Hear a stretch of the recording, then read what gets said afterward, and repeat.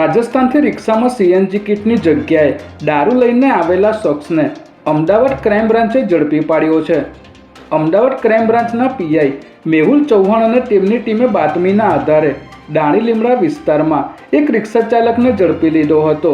જે બાદ તપાસ કરતા સીએનજી કિટ મૂકવાની જગ્યાએથી દારૂની બોટલો મળી આવી હતી। રિક્ષા ચાલક સાદિક મિર્ઝા રિક્ષા લઈને રાજસ્થાન ગયો હતો અને ત્યાંથી દારૂની 180 બોટલ ભરીને લાવ્યો હતો। ત્યારે પોલીસે આરોપીને અટકાયતમાં લઈને વધુ તપાસ હાથ ધરી છે। અમદાવાદના કાંકરિયા પિકનિક હાઉસ ખાતે યોજાયેલા એક લગ્ન પ્રસંગમાં ભોજન લીધા બાદ 75 લોકોને ફૂડ પોઈઝનિંગની અસર થતાં સારવાર માટે હોસ્પિટલ ખસેડવામાં આવ્યા હતા।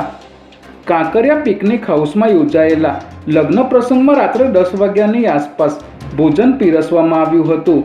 જે ખાધા બાદ વહેલી સવારે ઝાડા ઉલટી અને પેટમાં દુખાવાની ગંભીર ફરિયાદ સાથે દર્દીઓ હોસ્પિટલમાં દાખલ થયા હતા। ત્યારે ઘટનાની ગંભીરતાને જોતા એએમસીના આરોગ્ય વિભાગ દ્વારા તાત્કાલિક તપાસ હાથ ધરવામાં આવી છે। જુનિયર ક્લાર્કના પેપર કૌભાંડના આરોપીને ભાજપે યુવા મોરચા પ્રમુખનો હોદ્દો આપતા વધુ એક રાજકીય વિવાદ છેડાયો છે। જેમાં ગુજરાત એટીએસ દ્વારા જેની ધરપકડ કરવામાં આવી હતી તે આરોપી આકાશ જસુભાઈ પટેલને ભાજપ દ્વારા અરવલ્લી જિલ્લાના યુવા મોરચાના પ્રમુખ તરીકે નિયુક્તિ કરવામાં આવતા પક્ષમાં અને જનતામાં ભારે રોષ જોવા મળી રહ્યો છે। જાન્યુઆરી 2023માં યોજાયેલી જુનિયર ક્લાર્કની પરીક્ષાનું પેપર લીક થતાં કરોડો રૂપિયાનું કૌભાંડ આચરવામાં આવ્યું હતું। ત્યારે આ કેસની તપાસમાં આકાશ પટેલની ધરપકડ કરવામાં આવી હતી।